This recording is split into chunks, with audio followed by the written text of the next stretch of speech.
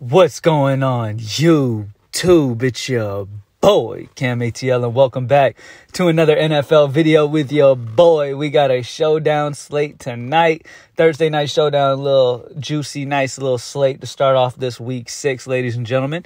Thank you guys for joining me as always. Drop a like down below, comment anything in the comment section, subscribe to the channel, all that good stuff to make sure you're entered into the $50 giveaway I do every single week on this channel. I'm feeling really good about this showdown. I have a good grasp of how I expect this thing to go. There's different ways that you can hit it, but I mean, I'm really locked in on what I'm thinking. I've already posted my lines over at greenlightdfs.com, what I like the most for this slate. I'll still be studying it throughout the day, so if any changes are made, I'll announce that on Twitter when I do make those updates. At Cam_ATL if you need to follow me. So let's go ahead and get straight into this. All right. I'm not going to keep up too much of your time. I'm going to put like a core and we're going to talk about how we like to attack this game. So first and foremost, you guys know me. Figure out how you expect the game to go. I think Tampa Bay wins this game and I think they're up majority of the time. So with that being said, you obviously want some pass catchers from the Philly side. Let's start off with a guy that I'm blocking in, and that's going to be Zach Ertz. All right. Dallas Goedert is out. With Dallas Goedert being out, Zach Ertz is going to get all the targets at tight end. Really love this spot for Ertz at only 3-2 in a game where they're at home and they're going to be playing from behind, throwing a lot to keep up. This is a great spot for Ertz. Expect him to get a good bit of targets here. And I really like this spot, especially with Dallas Goedert out with COVID-19. And it's just, yeah, it's a great spot. Okay. And they don't have any big, like, target guys to take away from him either. Outside of Devontae Smith, I mean, Ertz is, there's a lot of targets available there. So especially with them playing from behind, they might even get stomped this game and have to throw a ton. So I really like Zach Ertz as a value on the slate. And I've pretty much ended up having him in every single version I've made. Now let's talk captain, because captain is the complicated part that I've been dealing with. Now it's come down for me between Leonard Fournette and Antonio Brown. It's a tough decision. Leonard Fournette is an amazing option. Don't get me wrong. I love Leonard Fournette. He is a guy, especially with this game script that I'm expecting here. I'm expecting a lot out of Leonard Fournette. I'm expecting to see a ton of him. And especially with them being up, he's going to get a good amount of run. He's going to get the touches for sure. The question here is you do have Giovanni Bernard back. So that's going to take a little bit off. You know what I mean? You're not going to see Leonard Fournette out there on third downs like you have been, as often as you have been. So with him, Giovanni healthy again, Ronald Jones still in the mix. Leonard Fournette is a little murkier than it has been the last couple of weeks when Giovanni Bernard's been out. But plain and simple, I just told you, I like my favorite versions that I've built so far have been Leonard Fournette at captain or Antonio Brown. And, you can go either one and I think you'll be fine. I lean with Antonio Brown, and let me explain why. All right.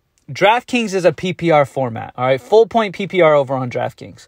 All right. Leonard Fournette doesn't really get the targets like that, especially with Giovanni Bernard being back. If they're throwing the ball, then it's to Giovanni most likely. Yeah, you're going to see Leonard Fournette maybe get a target, maybe two, in a situation, maybe screen passes and stuff like that. But a lot of times you're going to see Giovanni Bernard when they're throwing the ball. All right, so you're not going to get a ton of throws to Leonard Fournette. Now, the thing that you're going to have to hope for with Leonard Fournette is that he gets all those red zone carries, which will happen, and he actually gets in the end zone. If Leonard Fournette can find the end zone a couple times, he'll be great. He'll be fine. But Antonio Brown gives you that safety just off the amount of targets and just the PPR format in general on DraftKings. And in my opinion, he has higher upside. I think the upside is capped on Leonard Fournette. I think that with that backfield being healthy, I think that, like I said, Antonio Brown has more of an upside here. We saw the type of upside he possesses last week. Really, in the games that Antonio Brown has played in, he missed that one game week 3, and then he had a down game against Atlanta week 2, which was pretty surprising. But outside of that, 26, 13, 34. He has shown off his upside multiple times this season already. And in a situation here against Philly, I really love the spot here for Antonio Brown. And the thing is with Philly that they struggle with is the deep ball. Okay, they're able to, they get beaten by the deep ball pretty often. And who's going to be the one going over the top? Most likely that's going to be Antonio Brown, is the deep ball guy that they like to throw it to in Tampa Bay. So this is a great spot for Antonio. And like I said, it's only solely that the only reason I have Antonio at captain is because of the PPR format on DraftKings. I prefer Leonard Fournette on FanDuel. Okay, let me make that clear. On FanDuel, I prefer Leonard Fournette. On DraftKings, I prefer Antonio Brown because of the scoring. All right, plain and simple. But like I said, that's interchangeable there. You can go Antonio or Leonard, but those are my two favorite captain guys. And then last but not least, obviously you can go both the quarterbacks. So I'm not even going to talk about the quarterbacks. Last core guy that I'm going to talk about that I really like today and I think is sneaky is going to be Kenneth Gainwell. All right, Gainwell, I've been talking Gainwell up since the beginning of this year. This dude looked solid during the preseason. He's a guy that can catch some passes in the pass game. As you can see, the targets. 8 targets. He got 8 targets week 4 against Kansas City when they were down most of that game. He ended up getting 20.9 DraftKings points in that game. I'm expecting the same type of game plan here. I'm expecting the fact that Philly is going to be behind a lot in this game. Over on FanDuel, I prefer Miles Sanders because of the scoring over there. But on DraftKings, Kenneth Gainwell is in a fantastic spot here at only 2.4. He is a guy that I can see them utilizing heavily here for Philly, being behind big against Tampa Bay. They're going to have to utilize the pass game a lot more than they're going to want to run the ball, especially against Tampa Bay. You can't really run the ball well versus them anyways. So expect a lot of Kenneth Gainwell to be utilized here, his pass catching prowess, and him to be able to really shine in this situation. At 2.4, he's just another value that really opens things up in your lineup. So obviously, both of the main quarterbacks are in play, obviously, guys. Mike Evans is in play. Godwin, you can play. Devontae Smith. There's a lot of solid, these core guys right here on the screen. Brady, Hurts, Evans, Godwin, Smith, Fournette. They're all in play, obviously. Who else am I interested in? Giovanni Bernard. I don't have a ton of interest in Giovanni because of him coming off injury and because of the game script that I'm expecting here. Giovanni's shouldn't be too much of the game plan here. Any cheap Philly receiver is in play. Jalen Reagor's in play, obviously playing catch up. Watkins is in play, playing catch up. Ronald Jones the second is interesting here. Once they get up big, they might utilize a lot more Ronald Jones than we see normal occasions. You got Johnson who came in. Tyler Johnson is interesting punt as well at only 1K. Okay, with what's his name? Watson? I think his name was Miller. Sorry, Scotty Miller, right? Okay, anyways, with Miller being out, right? It's Miller, right? Or am I just... Yeah, Scotty. Okay, with Scotty Miller out, that opens up targets, and one guy who has benefited from that is Tyler Johnson. So Tyler Johnson at 1K is also a solid option that you can go with, as well as a value on this slate. But with the game script, he's not he is a value option, but because of how I expect this game script to go, I prefer the cheap side of Philly. All right, so I prefer the Zach Ertz. I prefer the Kenneth Gainwell, those type of guys in this type of matchup that I'm expecting here. Ward at 800 as a punt, maybe. Buccaneers defense, maybe at 3.8 is fine. I always go with the kicker in the favored spot. So that being Tampa Bay's kicker would be the guy, because a lot of times I prefer them to be at home, obviously. I like the home favored kicker, but in this situation,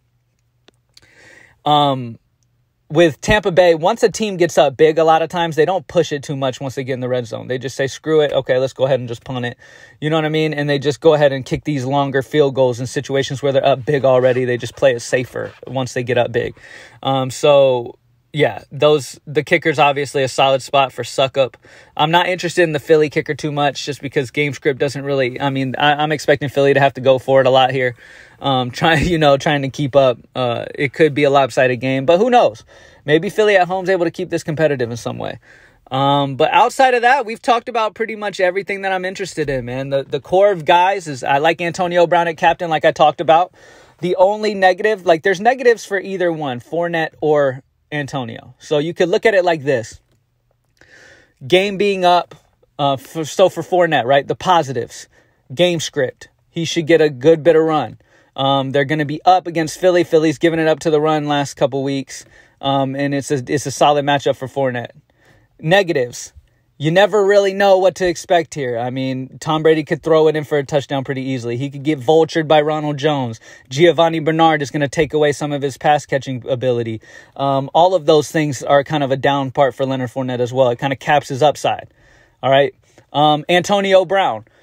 Obviously, the pros for him. The situation is great. Solid matchup against Philly. He's been getting solid targets. This is full point PPR scoring, so he's got that boom ability. He's got huge upside and he does have that low floor. As we saw against Atlanta, he could disappear, but I think he's coming around, and I think, Tampa Bay is going to start utilizing him a good bit. And like I said, Philly struggles against the deep ball, and that's exactly what they utilize Antonio Brown the most for. So he's dangerous going deep. So I like that. The cons is game script kind of doesn't favor him too much. If they get up big here, maybe we don't see a ton of Antonio Brown. Maybe it ends up being a ton of Leonard Fournette, and you don't see much of Leonard Fournette and Ronald Jones run a lot.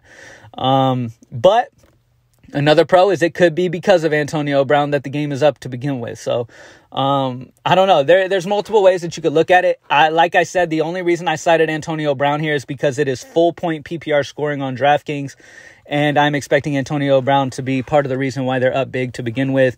And he's just got higher upside to me. Whereas, yes, Leonard Fournette has some solid upside, but he is he's in a beautiful spot. So thank you guys for joining me. We're in a great spot. My cleaning lady is leaving. I'm going to say bye to her. Thank you guys for joining me as always. Y'all have a fantastic day, and let's kill this slate. Let's get it. Peace.